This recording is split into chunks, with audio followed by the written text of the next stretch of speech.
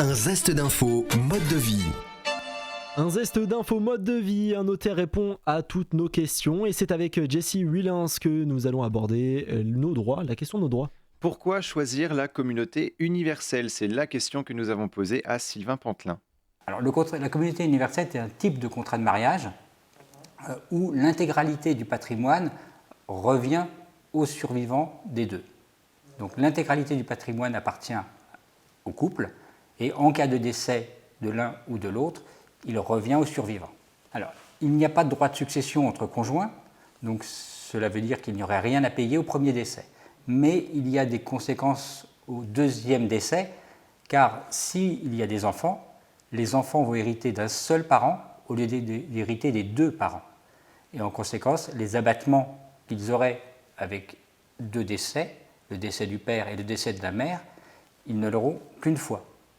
Alors, au moment d'un décès, les héritiers vont payer des droits de succession. Et lors de la déclaration des droits de succession, il y a une partie sur laquelle il n'y a pas de droit de succession.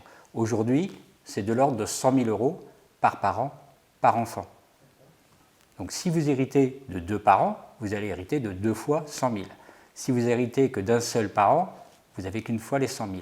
Donc en cas de communauté universelle, vous héritez de rien au premier décès, vous héritez au deuxième décès. Donc au deuxième décès, vous avez la même somme qui arrive, mais vous n'avez qu'une fois l'abattement. Donc c'est moins intéressant pour les héritiers.